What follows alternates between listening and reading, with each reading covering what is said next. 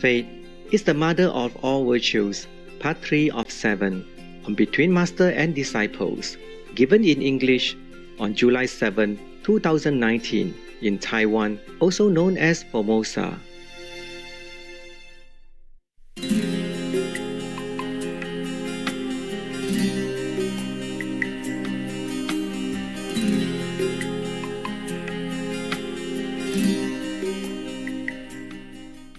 Uno, due, tres, cuatro, four. How you say five in Iranian? Pine. No, voila, voila. Four for the American, pine for the Iranian. And these are all for Master. Listen. So I went to eat in a Thai restaurant. Huh? I went with a hotel bus, huh? A small bus. So because it's a festival going on, huh? So I was trying to discuss. I stepped out of the bus already. There's a minivan, huh? I was trying to discuss with the driver because he asked me if you should come back to get me or not. In the hotel, they have this service. And of course, you give generous tip to the driver. It's not included, but you give. They all love to drive me around. Whoever drive that day, they love, always volunteer. Me too. So he was asking what time he should come back to get me. Because that day is too busy. Taxi will not able to go in there. He has special hotel car and the design, so he could go into some crowded or special area. The street is very small there.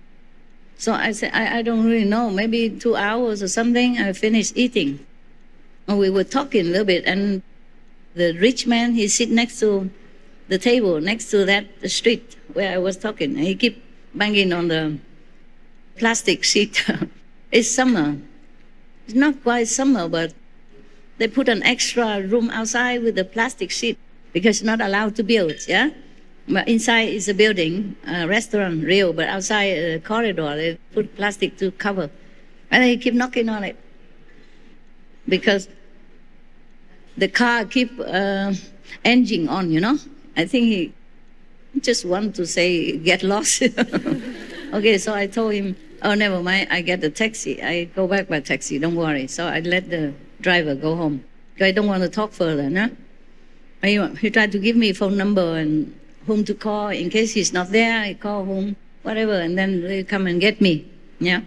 So I gave him tip and let him go back to the hotel. And when I come in, of course, I order my food and eat and all that. And then they start talking across the table to me, And he invited me to the yacht. That's how I said. His girlfriend told me. They sit together, I don't know why he had to talk through the girlfriend. Maybe it is a man courtesy, man stuff. Otherwise, you might have trouble. Maybe discuss first with the girlfriend whether or not I'm entitled to go on the yacht. So she say, he invites you to the yacht. I say, oh, really? He has a restaurant? Oh, is there a restaurant on the yacht somewhere? She said, no, his own yacht, private. He wants to invite you to his yacht. I said, oh, nice, okay. So we make a time, and I went there and all that. The yacht harbor is very small. Monaco, priceless already. He could even park his yacht there permanently. On top of that, he has a car parked right in front of his yacht. The street on the harbor between the yacht is precious already. He can do that. So you know how much dinero, okay, he has. Never mind. It's not a main point. I'm just trying to tell you that. It is funny. That in Monaco, everybody, whoever powerful and rich, are in Monaco. Even his girlfriend told me that immediately at the start already, because he invited me to his yacht, not her yacht. Of course, it's just maybe girlfriend, secretary. At that time, I didn't know, I didn't care. They're together, a big table with many other friends, so I thought it's safe. I don't doubt anybody, especially in Monaco. So I said, oh, nice, okay. Where and all that, huh? Oh, he told me where. And then we were talking, and I said, are you tourists? I'm stupid. Always stupid. At that time, I even don't know. People who has a yacht, how can be a tourist? So she told me, no, we live here. We are rich and powerful. I said, I reckon so. Pardon me for questioning. So he invite you to his yacht. I said, okay. And then we keep talking, we share the food and all that. So I know them from then, yeah? And he has also a big apartment in one of the apartment complex in Monaco on the beach, Yeah, most of them are on the beach. The rich people, they live only near the beach, next to the beach. My hotel was also on the beach, except it's not mine. My room, my rented room. Yeah. But of course, I dress nicely, In Monaco, you cannot dress badly. The police will stop you. I think, what business you're doing in our paradise? Maybe a thief or something. In Monaco, very strict. If you go with motorcycle, they stop you 10,000 times. From one step to another, always stopping you. Even doctors, They also went by motorcycle. I know that because one of my doctors, that time I was very sick. At one time, not that time, maybe not that time, I was very sick. That's why I went to that beach hotel, because last time when I was sick, I coughed for 2 months long and went there. I just keep drinking juice every day. And then I got cured very quickly. Yeah, immediately after 1 week or 10 days. 2 months long coughing. I was exhausted. So I went there. I thought the air, would be good for me. Another time, not that time. I can't remember which time anymore. I come and go. Sometime I came from France. I don't necessarily stay in Monaco to go to that Monaco Thai restaurant, okay? I can't remember if I came from SMC or Italy somewhere. I go around all the time for different reasons. So they say they're not tourists. And he parked. So the day I went to his yacht, of course she's there too, And I think maybe a couple of friends, I forgot. But the yachts, they pack with each other. It's safe anyway. You among the yacht, and the people all the time. It's a harbor, that busy. So I saw the car, the Excalibur car. They don't make them anymore. I bought one when I was in America, just to drive around. I like the design so much, and it's so cheap. It's second-hand, but it's only 1,000 miles or something. Because the owner was an old man. He didn't drive too much. Not even 1,000 miles. Some hundred miles. So it's very cheap, So I bought it and drove it, but it's very bumpy. It's like riding a horse, Oh, my God. It looked beautiful. It's like Corvette, It's like sport car. It's not very comfortable. So even the porch and all that, they're not comfortable because the seats are so low, I didn't own any porch, but I was driven in one acquaintance or friend porch, and oh my God, it hurt your bum so much, especially if they go on highways, high speed. They love this car because it's like sport car, and they can drive fast because the seat is very low and the car also low, so they can go fast. But the seat is so hard, not even like a poster or anything. Why do you like this kind of car? And also there's another car they induced me to buy. I dress so nice or something, or I look rich, I don't know. I didn't wear any jewelry or anything. I just dress like anybody. Yeah. For example, this is just a normal dress. There's nothing poshy about it. Just a summer dress, a long dress, yeah? But you say, I look good, fine, I understand, I believe you, but it's nothing special. I bought it in Hong Kong, open market, flea markets, yeah. And this is just a scarf that SM clothes, they just cut it and then sew on the four sides and then it becomes a scarf, okay? Nothing really special. So I dress, normal. And they think I'm rich. They keep telling me to buy this big car, those are more expensive car. Like what? I forgot the name. I don't use it often as well. Tell me. You the men should know. Rolls Royce is one. Bentley is another. Italian. Yeah. And what else? Lamborghini. Yeah, oh, man. I said, I don't want this car. I don't drive very well. I just want some simple one. But I like the design because I don't see that anywhere before. I have never seen it. So I thought, it's nice. I'm a designer. This tick me. So I take it. Then I wanted it, and then they keep inviting me to buy other car. Forcing me to say, just sit, sit on it, have a feel of it, and then tell me. Typical salesman. I said, don't want to sit. I just want to buy this car and go home to my dogs.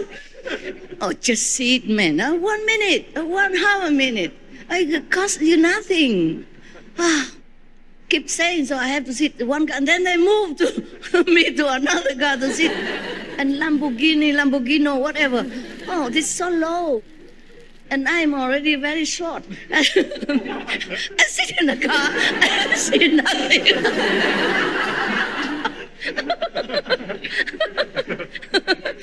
You don't believe me? You sit in a Lamborghini. You will have a feel of it. I say, I feel nothing. I see nothing. How am I going to even drive this thing? Okay. And they say, you have a cushion. I say, oh, no. I say, no, it's okay. Please don't make trouble for yourself. I don't fancy this car. Okay? Very difficult to move myself from immobile car, They just sit me there and close the door and just stand outside and keep talking to me with half open window. I could not even escape. I'm telling you, these salesmen, they are really special. And okay, so I bought that second-hand Excalibur. Yeah, they are collection. I didn't know much about collection or not collection, nothing. I know zero about car. I just like that car. And it's cheap, available, quick. So I bought it. Anyway, afterward, I feel like, driving this car is more difficult than buying it. And then it stopped right in the middle of highway the first time I drove home. Oh, my God, it was a scare. Lucky there's no car at that time. So I'm trying so hard, to inch my way into the grass area and blink the one in light crazily. I'm worried the truck or any drive, any long truck, America, they have long, big truck and they drive, you don't care about anything. They have light everywhere. You should see them, but they don't see you. They blink light all over the body of the car, you know that? Yes. All the tails and the head and the along the both sides. So people have to see them. But I wonder if they even see any people. They're so big and so tall and so massive, I was so scared. I was all alone. I don't have any boy and anything, muscle around to help me and nothing. Or to wave the flag saying stop. Or passing, pay attention to the kaput car. The reason I don't know because there's a clock to measure the fuel, and it say full. But I didn't have it. Maybe only a quarter or something. I drove into the highway and then it just stopped right in the middle of it. Oh, man. Okay, I'm still here, so it was okay. But for me, it was really a scare, especially for, best tough world driver like myself. Oh, terrible. I already new car, lousy driver, and stop in the highway. Imagine if it's you. No, don't have to. You know it. But that's another time of scare of my life because in Slovenia, I drove also the stick shift first time ever in my life with a 2-second instruction from the rent guy because he's busy. He has to go home. His daughter's birthday. Cannot talk anymore. Pay and take it or not. It's the only car available. And all the disciples from all the directions come in toward me already. At that time, I cannot go with anybody. It has to be alone. So I'd run, with the car. I want to run, but the car doesn't want to run too much. I tried so hard, and then finally the car started. And everybody comes shouting, Master, we have car here for you. Come with us. That's the thing I didn't want. Everyone shouting. And I run so fast as I can out of that circle of disciples with big luggage and, big hair, boo-boo, and all kind of people. All right, I ran out. Oh, and then kaboom, kachak, kaboom, kabam. It stopped 100,000 times on the highway. Anytime. I put my foot on the wrong pedal. Or had to stop because of, I don't know, whatever, red light or green light. Then it stopped altogether. And I had to try very hard to figure out how to start it again. Oh my God. And it did start. And I did go to a hotel, the nearest possible I saw. I said, that's it, no more. and I called the man standing in front of me, please, come, drive my car. Please, quickly. He said, you drive in here. I said, no, you drive. I was outside of the driveway, shouting on top of my lungs, you come out here, drive my car. He was helpless. He didn't know what's going on. Why he has to go out on the driveway? He's a doorman, he should stay there. Open door only, expecting tips. That's all his job is. Why he has to go out and drive my car? Why I'm there already? The driver sit and I have to shout on him, tell him to go out. Say, please come out. And then I keep waving like a lunatic, and he finally capisce, or he curious, he come out and have a look, what's wrong with this lady?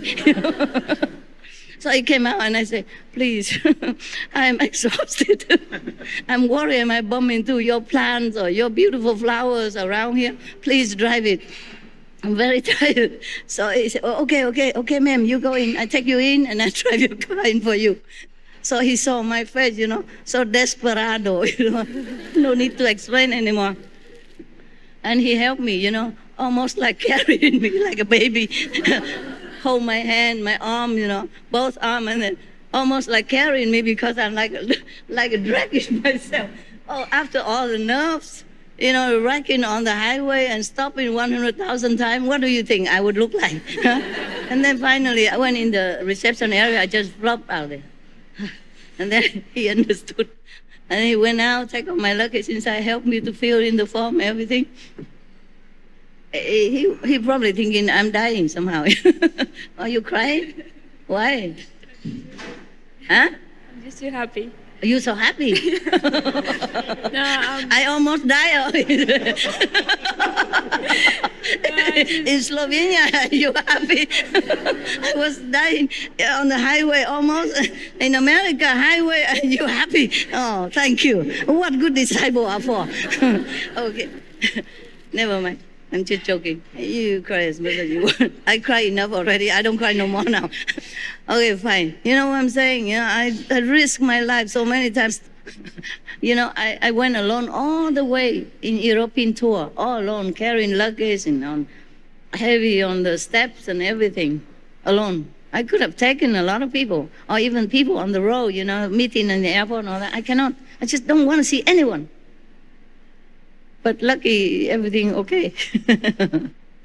I put on this flashing light, emergency light. Yeah, no, exists. Emergency light all the way.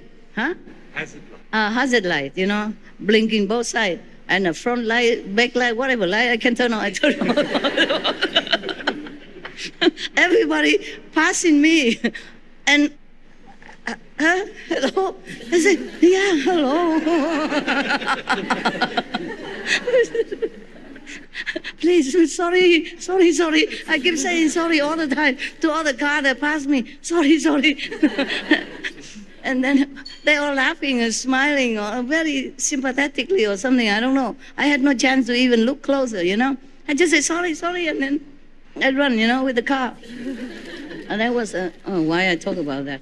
Okay, Excalibur.